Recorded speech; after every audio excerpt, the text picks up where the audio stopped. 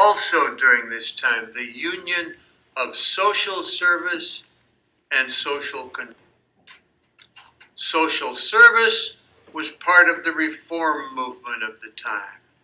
From the reform movement came YMCAs, Jane Addams and Hull House, and in education specifically John Dewey's book, School and Society. Also the Wisconsin idea, the idea of an institution serving its entire state, the idea of service as part of a university's program. The Wisconsin idea was first articulated by President Charles Van Hise, we've mentioned him before, in 1904. The idea maintained that the university system's research be directed to solve problems and improve health, quality of life, the environment, and agriculture for all citizens of the state. Extensive education program, extension, that's difficult, educational programs were developed which exemplified that the boundaries of the university are the boundaries of the state. My wife's uncle used to work for their extension division up in Wisconsin, and they would sometimes charter a train and drive the train all around the state. Of course, they'd stay on the tracks and teach courses wherever the train happened to be located during a specific time. That's the idea of social service. Social control, we've alluded to earlier. This is Robert Coram again. Management or restraint of the individual on behalf of the group. Now that particular idea was articulated by Edward Ross in 1901. For educators, the two ideas merged into a theme which we have already talked about, education for social efficiency. So now you know where those social efficiency people came from. They were service people, trying to do well, trying to fit people into specific slots in society. What was the impact of social efficiency on the schools? The first one, and this is still with us today, is in the scientific definition of educational aims. What are the aims of this course? David Snedden, you remember him. He started out in vocational education in Massachusetts, has moved to Teachers College Columbia, is now big into social efficiency. William Bagley as well. These folks were not vicious, but they simply wanted to know what are your goals and objectives up front. The second foot, the next foot to come down was the aspect or the impact of social efficiency that called for the judgment of subjects in light of their stated aims. Have you accomplished those objectives that you specified at the beginning of the course? Beware, the bean counters are coming, and now they have something to count. Enter, I guess you will call him our anti-hero, William L. Felter, principal of Girls High School in Brooklyn, New York. Now something's wrong about that immediately. Why would a girls' high school get a guy named Felter to be principal? There's just no reasoning here. Writing in a 1914 school review, that was a journal of the time, it's still in print, said, "The paying public is demanding of us an accounting of our stewardship." This is getting evil now. Every subject must present itself at the bar of competent opinion and plead for itself, setting up some kind of courtroom situation, if you will. And then, warming to his subject, he said, Latin, justify thy presence in a 20th century American high school curriculum. What has the prevailing study of physics, chemistry, or biology to do with liberal education? These are the days of the accounting. High school sciences, what report can you render? History, you too are on the rack, and you can see poor old history there on the rack being stretched and tortured. Every subject is up for examination, for acceptance or rejection. And you thought accountability was grim. This was, can I say grimmer? I will. This was grimmer. Krug observed that social efficiency called upon the school subjects to prove their right to exist. The so-called practical subjects, it was often assumed, did so by definition.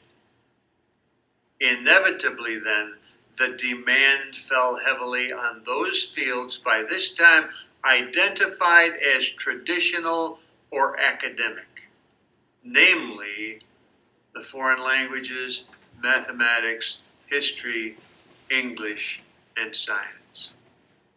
He added, the implication remained that the worth of subjects could and should be tested scientifically. But the burden of proof rested increasingly with those who defended subjects that were by this time considered traditional. Those who questioned history, for example, did not have to prove their doubts, but those who defended it were called upon to do so scientifically. This is like a stacked deck, and no good could come of this if it was allowed to run its course. Enter the Commission on the Reorganization of Secondary Education. This is the 1918 committee that produces the Cardinal Principles report. Its chairman is a gentleman by the name of Clarence Kingsley. Clarence had chaired an earlier committee on articulation, and so the NEA thought that he might just be the guy to hold this together and pull it off. Its 1918 report was called the Cardinal Principles of Secondary Education. The Cardinal Principles report, according to Krug, was a compromise between moderate revision and social efficiency. So what Kingsley tried to do, and this is probably why they picked him, was get the two groups together and get them to agree on some basic understandings and perhaps go a little bit from there. This is still from Krug. He said, the report contained little that was new, but was a masterly summary of current doctrines, presented in a somewhat original combination. The Cardinal Principles report was not the first time that the schools had objectives. The Cardinal Principles report established that the main objectives of education come for or are derived from societal needs, the individual served, and the knowledge of educational theory and practice available at the time. What we knew about the subjects themselves. So what does society need? What are individuals capable of understanding? And what is it that we know of algebra that we can teach to these people? It would do well for you to keep those three. I think of it as a triangle. And over time, those objectives change. As societal needs change, as we know more about the individuals served, and as we learn more about educational theory and practice.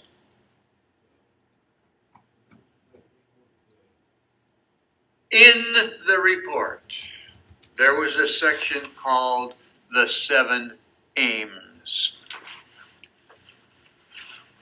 Over time, the 7 Aims swallowed the title of the report.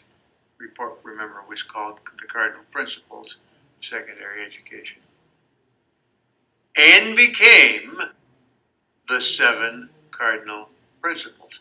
Nowhere in the report are these aims referred to as the 7 Cardinal Principles. It's only afterward, when distortion of the years and the press and whoever has brought that situation about. Anyway, today we call them the 7 Cardinal, which are, entering from the right, health. We are going to expose children of school age to good health practices that need to go on in their lives, in their homes, in their surroundings. Secondly, command of fundamental processes. This is reading, writing, and arithmetic and the like.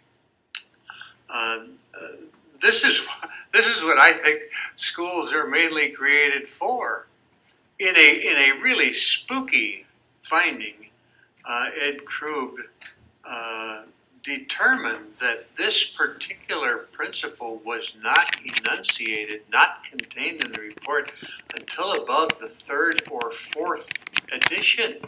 So it had been left out. There were 6 aims to begin with.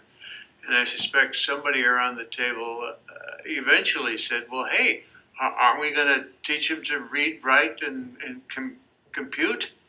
And so this one was added at the last moment. Worthy home membership. And the home ec ladies stood up and said, hooray, hooray, hooray, we have been included in the game. Vocations, and the vocational education people said, all right, we too have a place at the table. Citizenship, we're going to teach folks to become good citizens, and the social studies teachers applauded that one. The PE folks were happy because now we're going to talk about worthy use of leisure, and that opens up sports and all kinds of health and physical education-related activities. Finally, we're going to make good people out of them. We're going to talk about ethical character. We will try and impart that through our words and deeds. How can you remember this? I'm a big acrostic type. I remember it by how can women vote critically without education? I don't know what it is about me. I like mnemonics. I like all these little things that can help me remember. Now, the purists out there will say, well, why don't you just remember the 7 things rather than this other thing, which then leads you into these 7 things. And it's because I can remember silly things, off the wall things better than I can remember just straight stuff. So how can women vote critically without education? That's the key to the 7 cardinal principles.